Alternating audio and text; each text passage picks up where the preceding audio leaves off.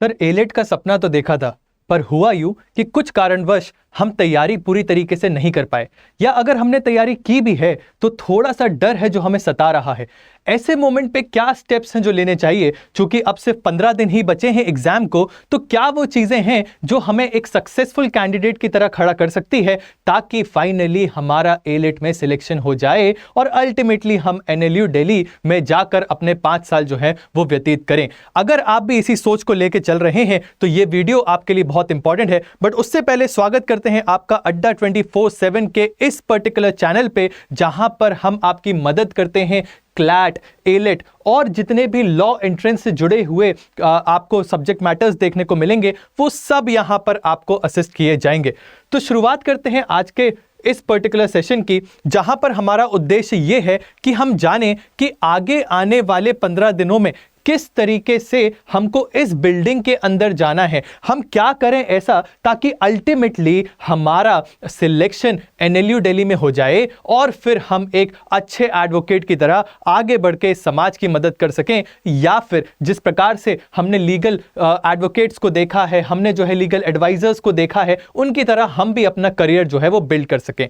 Please एक बात याद रखिएगा, हमेशा हमको यह पता होना चाहिए कि जॉब पाना और करियर स्टैब्लिश करना, इन दोनों चीजों में अंतर होता है। अगर हम बात करें जॉब पाने की, तो आपके माता पिता ने आपको इतना एजुकेशन दे दिया है कि आप जॉब तो कहीं ना कहीं पा ही लेंगे, आप एक अच्छी जिंदगी तो व्यतीत कर ही लेंगे। बट क्या वो इनफ होगा? Answer should be, if in case it is not, कि नहीं सर, हम थोड़ा सा डिमांडिंग है, और चूंकि हम डिमांडिंग है, हम लाइफ से बेस्ट चाहते हैं। एंड चूंकि आप लाइफ से बेस्ट चाहते हो, डेफिनेटली आप ये चाहोगे कि आप एक करियर बिल्डअप करो। And when we talk about career, definitely अगर आपका स्टार्ट एक अच्छा होता है, अगर आपकी शुरुआत अच्छी होती है, तो आप जीवन में ज्यादा आगे जाने के चांसेस रखते हैं। यही इंपॉर्टेंस होती है एक अच्छे कॉलेज की, क्योंकि आपने देखा होगा कि जैसे रेसिंग जब होती है, तो वो जो स्प्रिंट के पहले आपको जो अच्छा स्टार्ट मिलता है, उससे ऑटोमेटिकली आप जो है थोड़ा आगे पहुंच जाते हैं। वैसे ही जब आप एक अच्छा कॉलेज करके जाते हैं लाइफ में आगे अपनी करियर की फील्ड में, तो डेफिनेटली आपके पास एक एज होती है, क्योंकि आपको बहुत कुछ सीखने को मिलता है। It is not just the bookish knowledge that you gain. ऐसा नहीं है कि लॉ की सिर्फ किताबें आप पढ़ते हो, बट आप उसके साथ बहुत सारी चीजें जो है वो गेन करते हो। फॉर एग्जाम्पल, आपको पता चलता है कि कैसे डिबेटिंग की जाती है, आपको पता चलता है मूट कोर्ट्स क्या होते हैं, एक अच्छा लॉयर बनने के लिए हमको किस प्रकार से पेपर्स लिखने पड़ते हैं, जर्नल्स में उनको कैसे पब्लिश कराना होता है। ये सारी चीजें आपको सिखाई जाती हैं, ताकि जब आप स्टेप आउट करें तो ऑटोमेटिकली आप कॉन्फिडेंस से भरे हुए होने चाहिए। ठीक है, तो उसी चीज में चलते हैं आगे without wasting much of your time, कि कैसे अब हम एलेट को प्राप्त कर सकते हैं। चाहे आप उनमें से आते हो जिन्होंने पूरे साल तैयारी करी है, बट चूंकि अभी दिवाली का मौसम था सर, तो पढ़ाई तो हमारी छूट गई और उसके बाद फ्रेंड्स के साथ हम घूमने में लग गए, तो अब हमें वो कॉन्फिडेंस नहीं आ रहा है कि क्या एग्जैक्टली हम वापस से इस चीज को अचीव कर पाएंगे। एंड दूसरी चीज, या तो आप ऐसे हैं जिन्होंने अभी तक कुछ भी नहीं पढ़ा है, बट एक उम्मीद की किरण लेके चल रहे हैं कि शायद हम इसमें कुछ कर सकते हैं। जी हां, आप इसमें बहुत कुछ अभी भी अचीव कर सकते हो, but all that glitters is not diamond, ये आपने सुना ही होगा। तो हर चीज जो चमकती है वो हीरा नहीं होती। कहने का मतलब सिर्फ हमें मुंह जबानी ये कह देना कि हां हो जाएगा 15 दिनों में, वो हमारे लिए भी सही नहीं होगा। अनटिल एंड अनलेस हम आपको रास्ता दिखाएं, हम आपको एग्जैक्टली बताएं कि ये चीज आखिर पॉसिबल कैसे होगी। अगर आप मुझसे एक लाइन में सवाल पूछे, सर क्या ये पॉसिबल है? डेफिनेटली पॉसिबल है, बट सर क्या ये इजीली पॉसिबल है? बिल्कुल भी नहीं। सर सोना है तो तपना पड़ेगा, सोना जितना तपेगा उतना ज्यादा खरा होगा। तो दैट इज वाई आपको पता होना चाहिए कि यहां पे एक प्रॉपर स्ट्रैटेजी हमारे लिए बहुत जरूरी है। अगर हमारे पास एक प्रॉपर स्ट्रैटेजी, मेहनत करने की शिद्दत और टाइम बाउंड तरीके से सिलेबस में दी गई चीजों का कंप्लीशन अगर हम करते हैं, डेफिनेटली आप ये चीज अचीव कर सकते हो। तो जल्दी से पहले, आगे बढ़ने से पहले हम देखते हैं एग्जैक्टली कि एलेट का पेपर में आखिर आता क्या है, कैसा होता है वो पेपर, 2 मिनट लेते हुए आपके जल्दी से इस चीज को एनालाइज करते हैं। अगर देखा जाए एलेट का जब से आपका सिलेबस चेंज हुआ है, उसके या रादर पैटर्न चेंज हुआ है, उसके बाद 3 सेक्शंस है जिसमें ये एग्जाम आपको देखने को मिलता है। पहला सेक्शन जो है वो आपकी इंग्लिश को टेस्ट कर रहा होता है। दूसरा सेक्शन आपके करंट अफेयर्स, आपकी जनरल अवेयरनेस कि कहां जिस समाज में आप रहते हो, जिस सोसाइटी में, जिस देश में, उसके क्या रिलेशंस है बाहर के देशों के साथ, उसमें क्या चीजें हैं जो चल रही हैं, क्या आप इससे वाकिफ हैं, ये सारी चीजें यहां पर टेस्ट करी जाती हैं। उसके बाद जो थर्ड चीज टेस्ट की जा रही है वो ये है कि क्या आपका ब्रेन लॉजिकल है, क्या आप में एनालिटिकल एबिलिटी है, क्या आपकी सोच क्रिटिकल है, या फिर हमेशा ऐसा ही हुआ है कि एग्जाम के एक रात पहले हमने किताबें पढ़ी और दूसरे दिन जाके हमने एग्जाम दे दिया, उसमें हमारी सोचने की क्षमता तो नहीं बढ़ी। बट यहां पे वो यही टेस्ट करना चाहते हैं, क्योंकि दे वांट कि अगर आप कहते हो कि हमारे समाज का जो लॉ सिस्टम है या लीगल सिस्टम है वो थोड़ा सा टाइम बाउंड बहुत ज्यादा है, यानी कहने का मतलब वो टाइम डिले करता है। आपने सुना होगा सर, तारीख पे तारीख, तारीख पे तारीख, तारीख पे तारीख मिलती जा रही है जज साहब, पर इंसाफ नहीं मिल रहा। ये हमको क्या दर्शाता है कि हमारे यहां there are delays in justice. और डिलेज इन जस्टिस क्यों होते हैं, उनमें बहुत सारे रीजंस हैं, बट उनमें से एक रीजन जरूर आता है, और वो एक रीजन ये भी है कि जो एडवोकेट्स होते हैं, एट टाइम्स ऐसा देखा गया है कि वो एडजॉर्नमेंट्स कराते हैं, यानी वो उस पर्टिकुलर प्रोसेस को डिले करवाते हैं, या फिर उनका जो कैपेबिलिटी है या उनकी जो क्षमता है जिसकी मदद से वो अच्छे आर्गुमेंट्स पेश कर सकें, वो क्रिटिकल रीजनिंग के साथ आगे आ सकें, उसमें थोड़ी सी कमी होती है। इन चीजों की वजह से अब ये चाह रहे हैं कि अगर आप इंडिया के टॉप लॉ कॉलेज से पढ़ रहे हो तो डेफिनेटली आप ये पर्टिकुलर चीजें तो रखते होगे कि आपकी सोचने की क्षमता जो है वो स्ट्रांग होनी चाहिए, आप लीगल जार्गन्स को समझ पाएं, आप लीगल टर्मिनोलॉजीज को समझ पाएं, आपको एक कॉन्टेक्स्ट दिया है उसमें से आप एसेंस को ड्रॉ आउट कर लें, या ये सारी चीजें जो है वो आपसे टेस्ट करी जाएंगी। ठीक है सर, ये तो हम समझ गए कि क्या क्या चीजें हैं जो टेस्ट करी जाएंगी। Let's move ahead. अरे सर ये क्या दिखा दिया आपने? सर ये अगर आप सामने देखो तो एक बहुत सुंदर सा आपको चांद दिख रहा है, बट चांद क्या हमारे पास है? नहीं, बट इसको आप इमेजिन करिए कि ये आपका एलेट क्रैक करने के बाद एनएलयू दिल्ली की वो सीट है, बट क्या इसको एक अंधेरी रात में पार कर पाना उतना आसान होगा? Answer is definitely no. तो सर ये कैसे पॉसिबल है? अगर आप गौर से देखो तो ये पूरा जंगल है जो अंधेरे में फैला हुआ है, एंड आपको नहीं पता जब आप जंगल में ट्रैवल करते हो कौन सा जानवर किस वक्त आ जाए और आप पे अटैक कर दे, तो ये आप हमेशा ससेप्टेबिलिटी में रहोगे कि क्या मैं इस जंगल को कभी क्रॉस कर भी पाऊंगा, क्या मैं ये चीज अचीव कर पाऊंगा जो मैं टारगेट कर रहा हूं। अगर आपको ये ससेप्टेबिलिटी हटानी है तो क्या करना होगा? सर तब काम आता है एक चीज which is known as a मशाल, अ टॉर्च, अ लाइट का सोर्स। क्यों? क्योंकि उससे हमें रास्ता दिख पाएगा, उससे हमें एग्जैक्टली पता चलेगा कि किस तरफ एग्जैक्टली हमें जाना है। तो यहां पर सर इसका क्या कॉन्टेक्स्ट हुआ? इसके कॉन्टेक्स्ट की बात करें तो आपको यह समझना होगा कि जब हम बात कर रहे हैं इस मशाल की, तो it is nothing but your PYQs। PYQs का मतलब प्रीवियस ईयर क्वेश्चन, यानी वो क्या चीजें हैं जिस पे ऑलरेडी एलिट जो है सवाल पूछ चुका है, यानी एलिट के एग्जाम में ऑलरेडी कौन से वो सवाल है जो आ चुके हैं, किस प्रकार के सवाल ये हमसे पूछता है। ये आपका सबसे पहला स्टेप होना चाहिए, क्योंकि ये आपको बताएगा कि इस जंगल में क्या क्या वो चीजें हैं जो आपके समक्ष आ सकती हैं,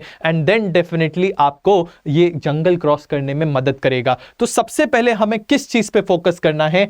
PYQs। जब आप PYQs पे फोकस करोगे तो सबसे पहले तो ये आपको एक चीज ये बता रहा है कि क्वेश्चंस किस प्रकार के पूछे जाते हैं। सेकेंडली ये आपको ये भी बता रहा है कि वो कौन से टॉपिक्स हैं जिनसे सवाल सबसे ज्यादा आते हैं। तो अब आप क्या करोगे? जब आप अपने एग्जाम की तैयारी करोगे उस वक्त आप इन क्वेश्चंस को जब देखोगे तो already you will be familiar with the kind of questions जो कि एलिट में पूछे जाते हैं। ठीक है, so without wasting much time जल्दी से देखते हैं कि किस प्रकार के क्वेश्चंस जो हैं वो हमसे पूछे जाते हैं। यहां पर आप देख सकते हो गौर से कि एक पूरा का पूरा एक्सर्प्ट दिया गया है।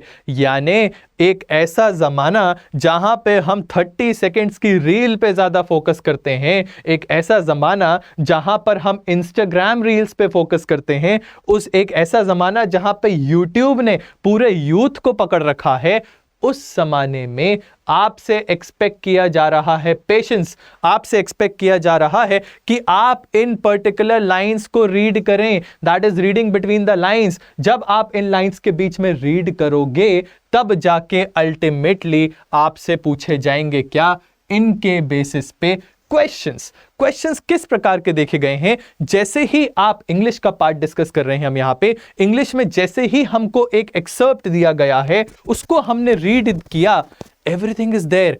यही वो रीडिंग कॉम्प्रिहेंशन है जो हमको सीखना है। हम स्कूल में भी तो रीडिंग कॉम्प्रिहेंशन करते हैं, बट जहां तक मुझे याद है स्कूल के रीडिंग कॉम्प्रिहेंशन में जब हमसे सवाल पूछा जाता था तो हम वो कीवर्ड पकड़ते थे और उससे जुड़ी हुई पूरी लाइन उठाकर वहां लिख देते थे। सर यहां पे ऐसा नहीं है, आपको यहां पर उस पर्टिकुलर कॉम्प्रिहेंशन को, उस पर्टिकुलर पैराग्राफ को अंडरस्टैंड करना है, समझना है कि वो कहना क्या चाह रहा है, ऑथर के दिमाग में क्या चल रहा है behind reading this particular article, behind writing this particular article, और इसमें क्या आपसे बताने की कोशिश की जा रही है। ये सारी चीजें आपको यहां पे समझनी पड़ेंगी। एंड उसके बाद किस प्रकार के क्वेश्चन पूछे जा रहे हैं। सर क्वेश्चन ऐसे हैं, that flush appearance on all its faces, यानी यहां पे there is a phrase which has been given, तो इससे आपका क्या मतलब है, हमको यहां पे अंडरस्टैंड करके उसका मीनिंग बताना है। Moving ahead, which option includes the correct meaning of the underlined phrase, कौन सा, knocked up, आपको बताना है कि इसका मीनिंग क्या होगा। तो अल्टीमेटली अगर हम गौर से देखें तो हमें यह तो समझ में आ रहा है कि सर ये बेसिकली फोकस कर रहा है कॉम्प्रिहेंशन को अच्छे से रीड करने के लिए, यानी आपको पेशेंस चाहिए, आपको दुनियादारी सारी चीजें भुलानी पड़ेगी। क्या आज हमारे दोस्तों के बीच चल रहा है, क्या सीओडी होगा, क्या पबजी में जीतेंगे, उन चीजों को थोड़े समय के लिए आपको भूलना होगा एंड पूरा फोकस उस पर्टिकुलर आर्टिकल में रखना होगा। देन जब आप उसको होली समझ पाओगे तभी आप इस प्रकार के क्वेश्चंस को आंसर कर पाओगे। क्या सर ये डिफिकल्ट टास्क है? मैं अगर सच कहूं तो हां, बट अगर मैं उससे भी बड़ा सच कहूं तो बिल्कुल भी नहीं। अगर आपने रीडिंग और कॉम्प्रिहेंडिंग इस एबिलिटी को अपना स्ट्रॉन्ग कर लिया, इजीली आप इस चीज को समझ सकते हैं। वो कैब इज इंपॉर्टेंट, आपको grammar is very much important, and at the same time आपका comprehension is very much important when you are tackling this English part.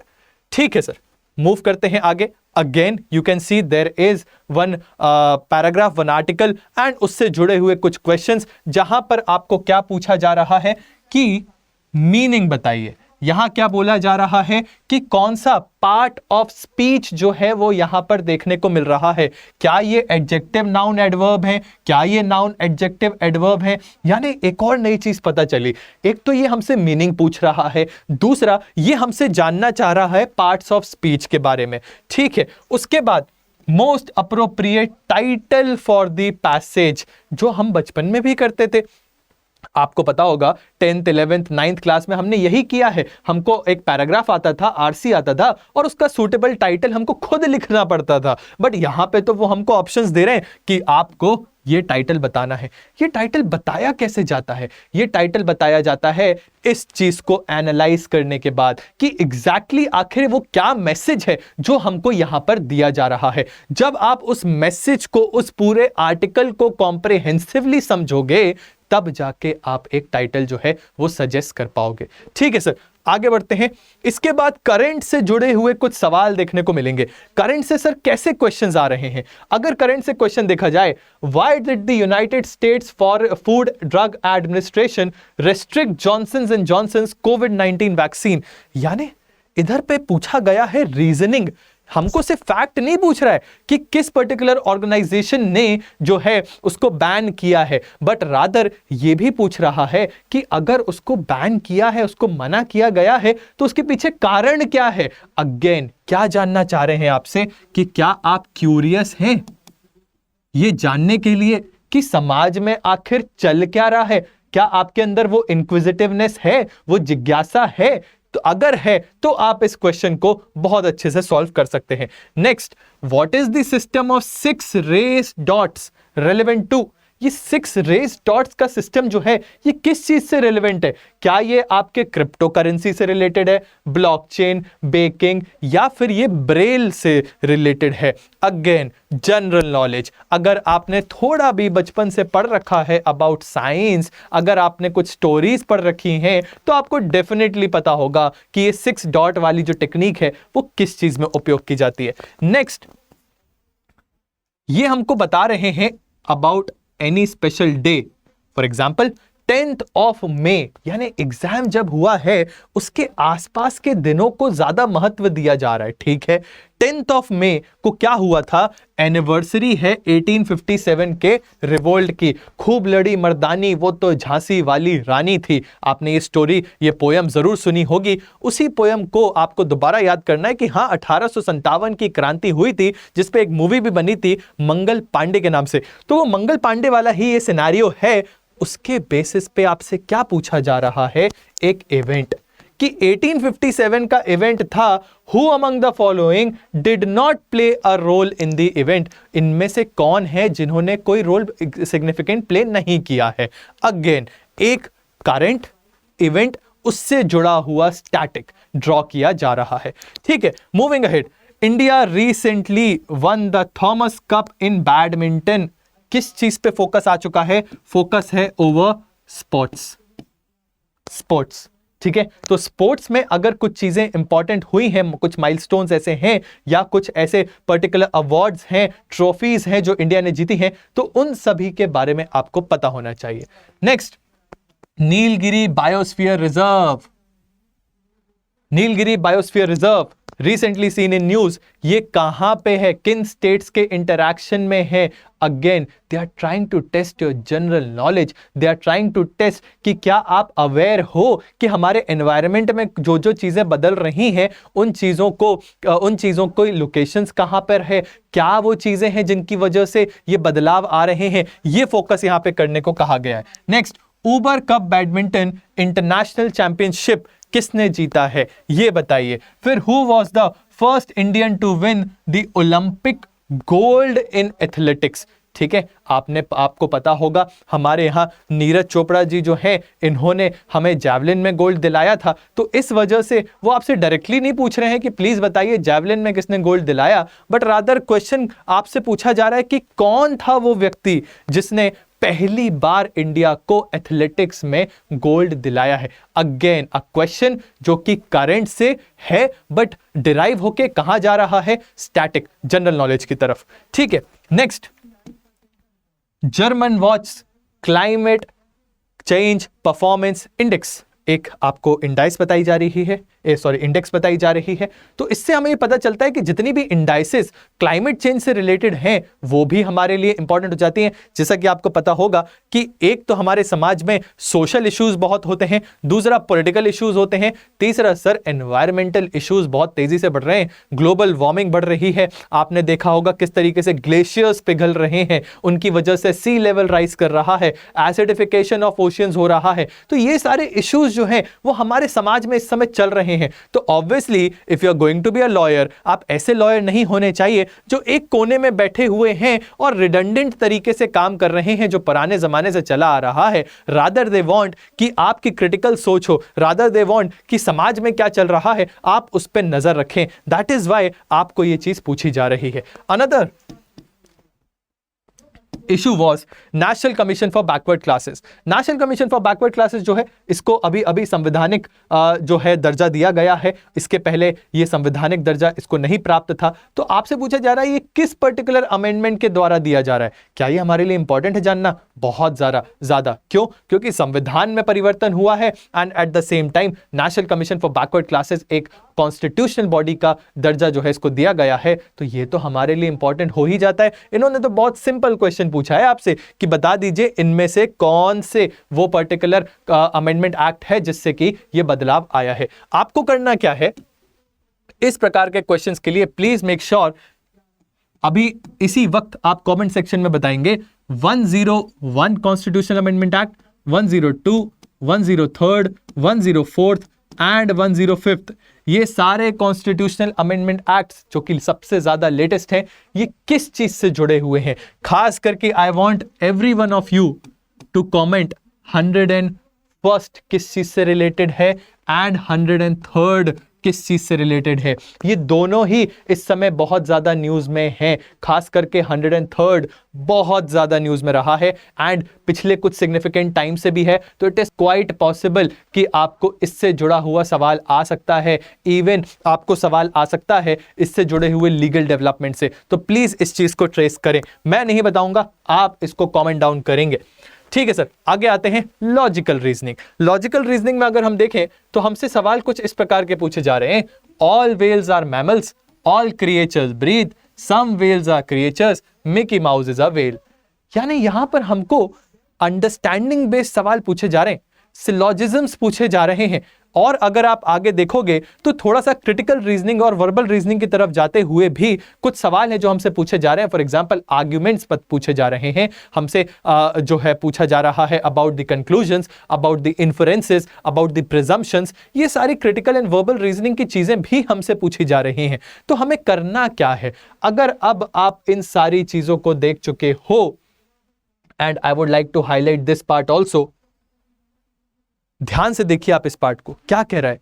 All contracts are agreements, only agreements enforceable by law are the contracts. Sir ये है तो वैसे आपका logical reasoning का question, but इसमें भी what they are trying to do, इसमें वो आपको लीगल पार्ट भी डालकर दे रहे हैं ताकि लीगल जार्गन्स का ऐसा उपयोग किया जाए, ऐसे शब्दों का उपयोग किया जाए जो आपने सुने ना हो। एंड चूंकि आपने वो चीज सुनी नहीं होगी, आप एग्जाम हॉल में घबरा जाएंगे एंड बनती हुई चीजें जो हैं आप खराब कर सकते हैं। इसीलिए आई ऑलवेज सजेस्ट कि लीगल का जो पार्ट है वो आप पहले से पढ़ के जाइए, उसमें आप अंडरस्टैंडिंग बना के जाइए, लीगल मैक्सिम्स पढ़ के जाइए, टर्मिनोलॉजीज पढ़ के जाइए एंड बेसिक एक स्टडी करके जाइए। उससे फायदा ये है, this exam is completely about the speed, कि आप कम समय में कैसे एक्यूरेट चीजें लाते हैं। अब वहां पर अगर आपको बोल दे वॉलेंटाइन नॉट फिट इंजूरिया, वहां पे आपको बोल दे नो डबल जियोपार्डी, वहां पे आपको बोल they know expose facto law, तो हो सकता है आपको थोड़ा सा घबराहट महसूस हो एंड वो चीजें आपको इशू क्रिएट कर सकती हैं।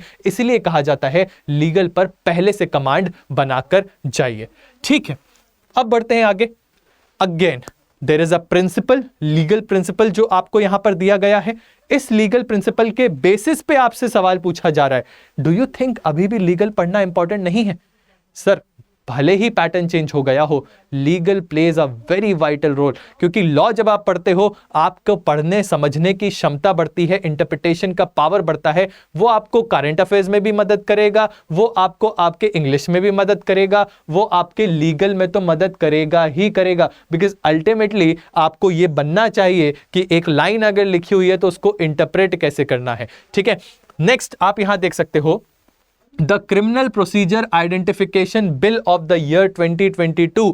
Again there is a bill जो कि इंट्रोड्यूस किया गया है एंड उसके बारे में आपसे सवाल पूछा जा रहा है, क्या ये लॉ से जुड़ा है? डेफिनेटली लॉ या रादर लीगल डेवलपमेंट या फिर आपके पब्लिक पॉलिसी, आप जो कहना चाहिए कहिए, but this is how the question will come. अब इमेजिन करिए कि आपने इसके बारे में पढ़ा ही नहीं है कभी कि ये बिल होता क्या है, इस बिल में क्या कहा गया है, इसमें क्या बदलाव करने की बात की जा रही है। Will you be ever able to understand that in the exam pressure वाला thing?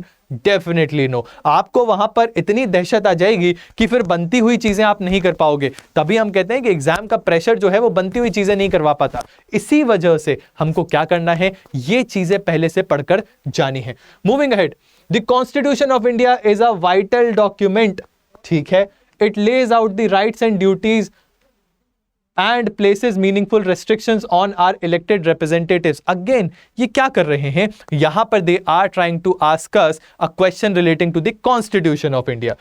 Then there is a principle, there are certain facts, और उसके बेसिस पे देयर आर क्वेश्चंस। अब अगर कोई ये आपको बोले कि लीगल पढ़ना उतना इंपॉर्टेंट नहीं है, तो सर आप थोड़ी सी गलती कर रहे हैं, क्योंकि लीगल जो है ये एक ऐसा पार्ट है जिसकी मदद से डेफिनेटली आप एक अच्छा स्कोर ला सकते हैं, प्रोवाइडेड कि आप उस चीज को प्रैक्टिस करके जाएं। ठीक है जी, अब बढ़ते हैं आगे, देखते हैं जी before moving ahead there is a big announcement for you. आपको जैसा कि पता होगा, एंड इफ इन केस नहीं पता है तो अब पता होना चाहिए, that Adda 24/7 is trying to help every student जो कि बड़े बड़े कोचिंग इंस्टीट्यूट्स, जो कि नाम बोलते हैं बड़े, और फिर हो सकता है आपको उतने खरे ना उतरे जितना वो प्रॉमिस करते हैं, वहां पे जो आप हेफ्टी अमाउंट देके फंस जाते हो, वो सारी चीजों से आपको बचाता है। एंड अगर आपने सपना देखा है तो आपको ऐसा कोर्स अफोर्डेबल प्राइस में दिलाता है,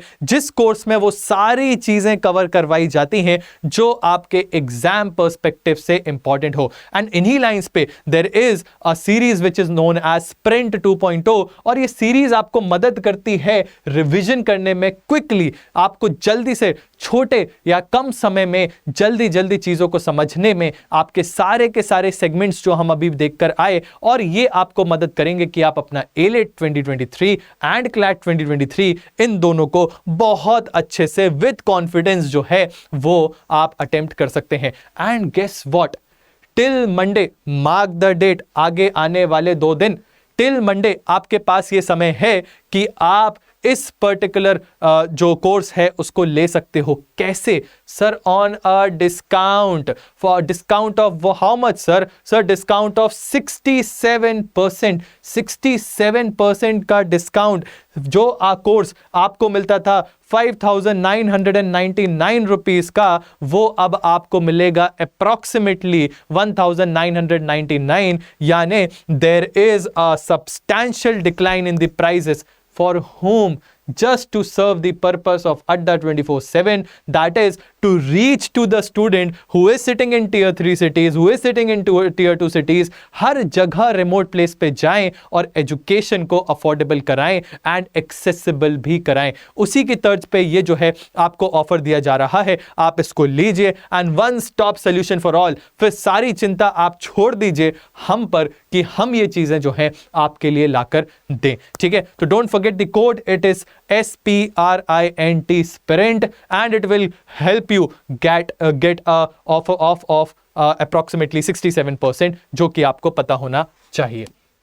जी, अब आते हैं आगे, कंटिन्यू करते हैं अपने इस पर्टिकुलर सेशन में और देखते हैं कि 2022 का अगर हम क्वेश्चन पेपर देखें जो रिसेंटली आया है after the change in the pattern, sir उसमें किस प्रकार के सवाल पूछे गए हैं। तो यहां पे जब हम बात करते हैं जनरल नॉलेज की, तो 2 प्रकार के सवाल यहां पे जनरल नॉलेज से पूछे जा रहे हैं, या रादर आपसे पूछा जा रहा है एक कोर जनरल नॉलेज यानी स्टैटिक पार्ट, और दूसरा जो है current related, current affairs related. और अभी हमने क्वेश्चन देखा कि जो स्टैटिक भी था वो भी कहीं ना कहीं डिराइव किया गया था आपके करंट से ही। तो मोस्टली हमने अगर इंपॉर्टेंट डेज को पढ़ लिया, इंपॉर्टेंट इवेंट्स को पढ़ लिया, तो उनसे ड्रॉ करके एक रिवर्स इंजीनियरिंग करके भी हम सवाल जो है वो ला सकते हैं।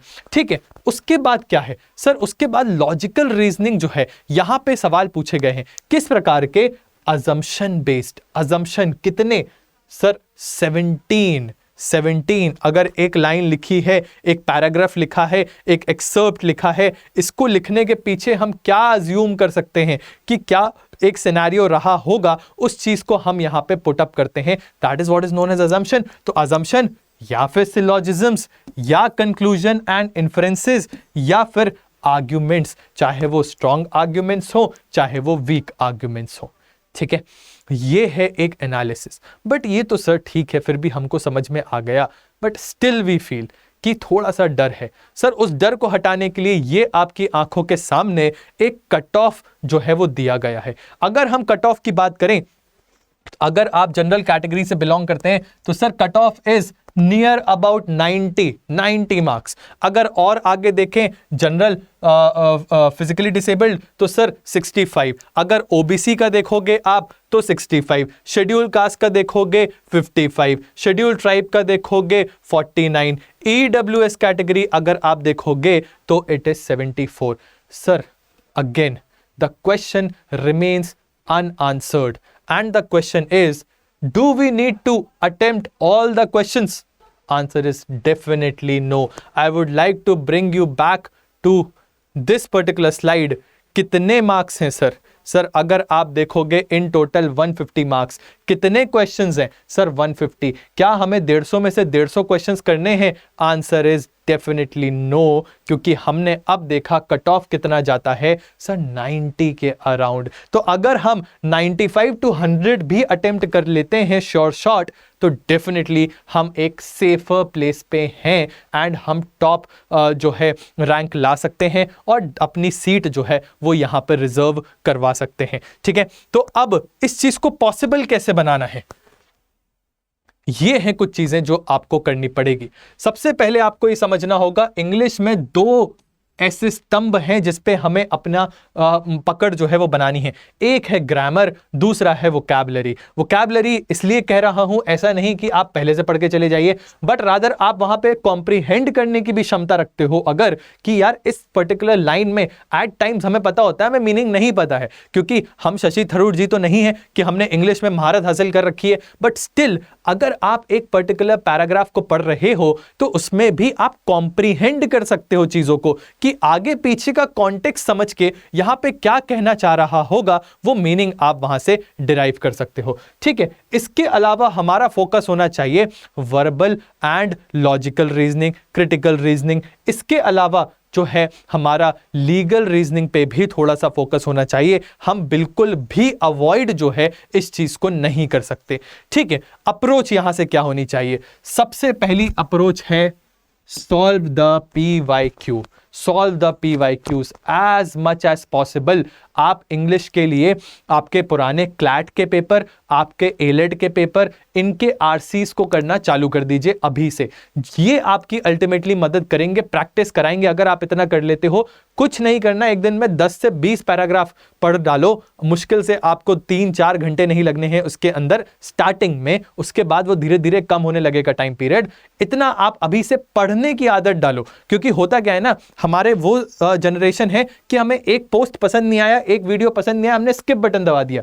ये चीज यहां पे नहीं होनी है। हमको अपने आप को बांध के रखना है और उस पूरे के पूरे पैराग्राफ को पढ़ना है। That is only the challenge, उसके बियॉन्ड कोई चैलेंज नहीं है, क्योंकि अल्टीमेटली आप लॉयर बनोगे तो यही चीजें हैं जो आपको करनी है।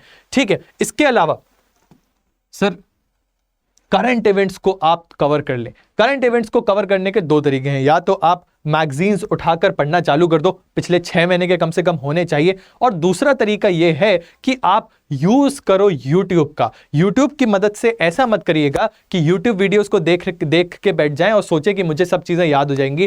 प्लीज पेन पेपर लेके बैठें एंड जो भी चीजें वहां पे करंट की बताई जा रही हैं उनको लिखते जाओ, बिकॉज वंस यू राइट आपका सबकॉन्शियस माइंड उस हिसाब से ट्रेन हो जाता है और फिर उसके बाद आपको सारी चीजें जो हैं वो याद हो जाएंगी। ठीक है, next, take as many mock test as possible. This is the time जब आपको क्वेश्चंस खेलना है, जितने ज्यादा आप कर सको। विराट कोहली का अगर फॉर्म अच्छा नहीं चल रहा था, वो घर पे बैठ के अपने शॉट्स को जो है सोचेगा नहीं, सिर्फ इमिटेट नहीं करेगा, बट रादर वो फील्ड पे जाएगा, नेट्स पे जाएगा और अपने जो मैच है उसके पहले वो शॉट्स को बार बार प्रैक्टिस करेगा। वही चीज आपको यहां पे करनी है। जितने ज्यादा आप मॉक्स दे सकते हो, एनवायरमेंट वैसा एग्जाम हॉल जैसा बनाकर, उतना आपके लिए अच्छा होगा।